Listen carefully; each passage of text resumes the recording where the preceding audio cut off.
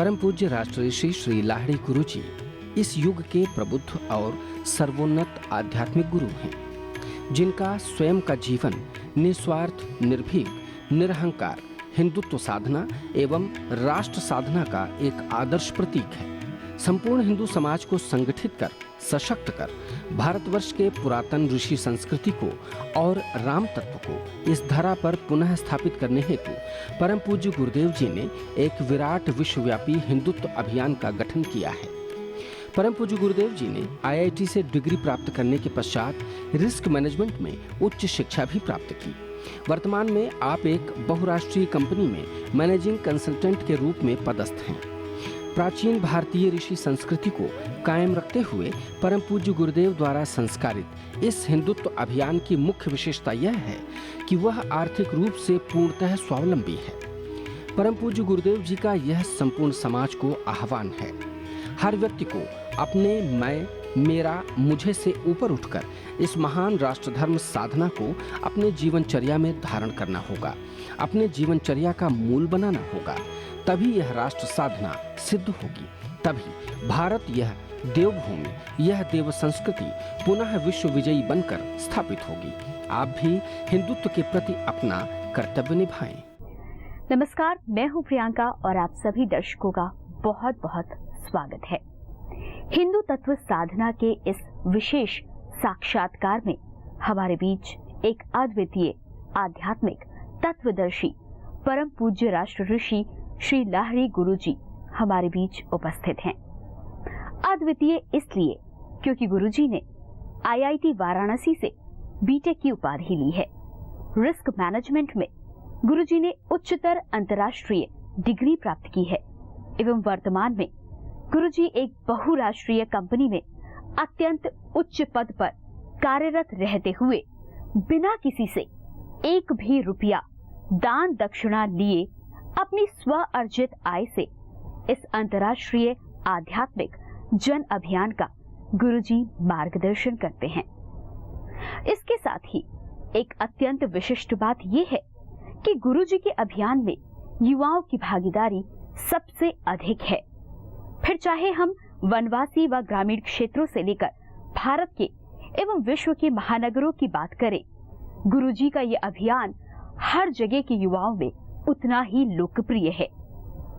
इसके साथ ही साथ गुरुजी से 30 लाख से भी ज्यादा दीक्षित शिष्य लगातार जुड़ते हैं, अपने जीवन को नया मार्गदर्शन देते हैं और इन सभी शिष्यों में युवाओं की संख्या अधिकांश है। तो सबसे पहले आइए गुरुजी का हमारे कार्यक्रम में स्वागत करते हैं। गुरुजी, आपका हमारे इस कार्यक्रम में बहुत बहुत स्वागत है। ओम नमः शिवाय। गुरुजी, हमारे प्रथम साक्षात्कार में हमने बहुत कुछ चर्चा की, हिंदुत्व अभियान की बात की, हमने राष्ट्र निर्माण की बात की और सबसे बड़ी बात, हमने स्वयं को समझने को लेकर ऐसे बहुत सारी बातों के लिए ऐसी बहुत सारी बातों का ज्ञान लिया जो हमारे लिए उतना ही आवश्यक है, क्योंकि जब हम कहीं भी आगे बढ़ना चाहते हैं तो उस राह का गूढ़ ज्ञान होना हमें परम आवश्यक है।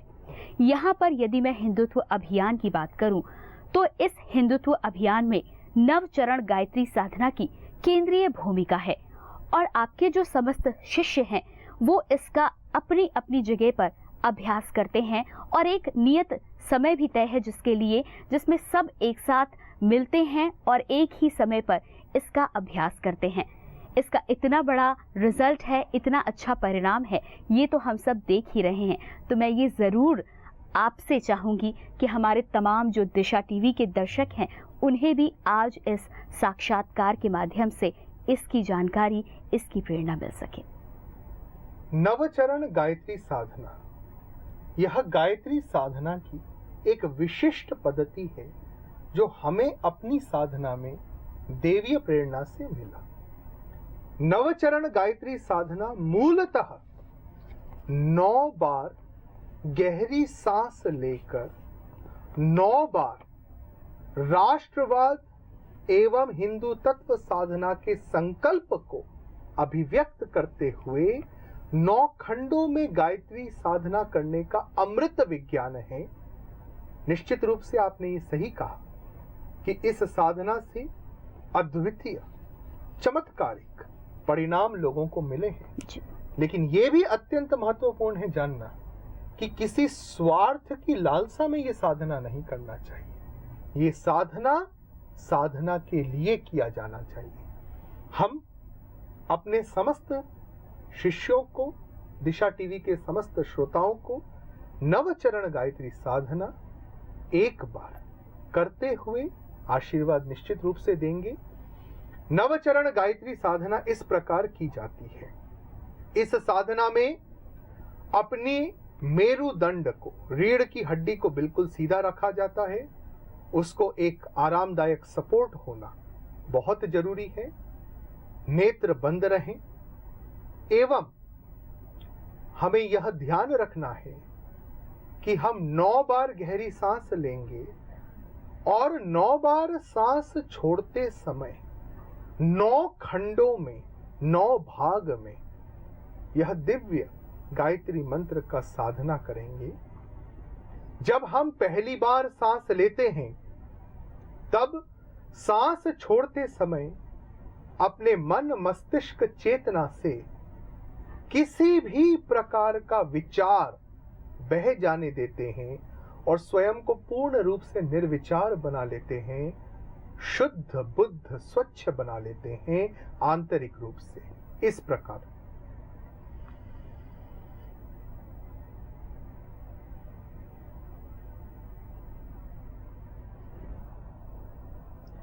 इसके पश्चात जब हम दूसरी बार गहरी सांस लेते हैं तब हम अपने मन मस्तिष्क चेतना से अपना मैंपन, मैं मेरा मुझे की भावना, स्वार्थ व अहंकार, स्वनिर्मित आत्मघाती भय एवं डर को निकाल देते हैं, बह जाने देते हैं। इस प्रकार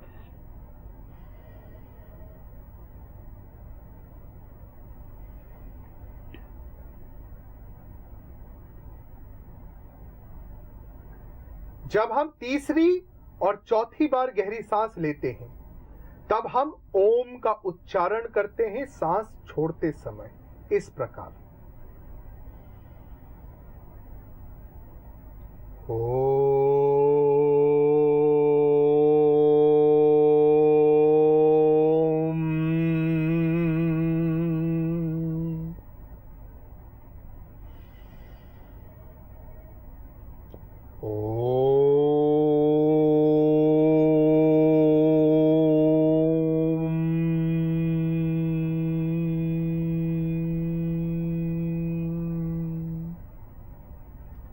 तत्पश्चात पांचवी, छठी, सप्तम और अष्टम भाग में 4 भागों में गायत्री मंत्र को इस प्रकार से साधा जाता है। ओम भूर्भुवः स्वः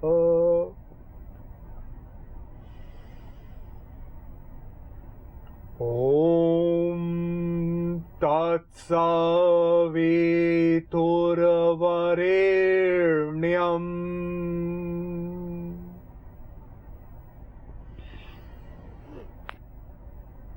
भर्गो देवस्य धीमहि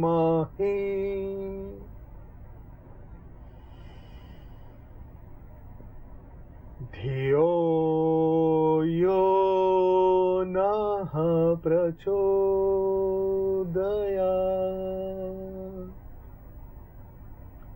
और 9वीं बार, 9वें भाग के लिए गहरी सांस लेकर सांस छोड़ते समय ओम का उच्चारण करें और साथ ही संपूर्ण चेहरे को रिलैक्स करते हुए एक मुस्कान लाएं और अपनी आत्म शक्ति को मेरुदंड के सहारे अपने भ्रमरंग, अपने मस्तिष्क तक प्रवाहित होने दें। ओम।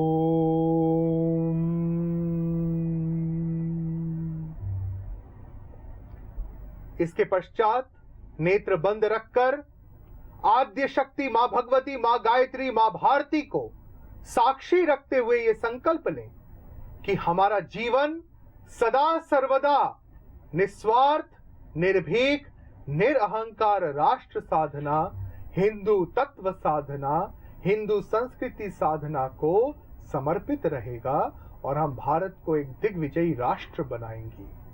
इस संकल्प के साथ फिर हम मां भगवती को प्रणाम करते हुए बहुत धीरे धीरे अपने नेत्र खोलते हैं।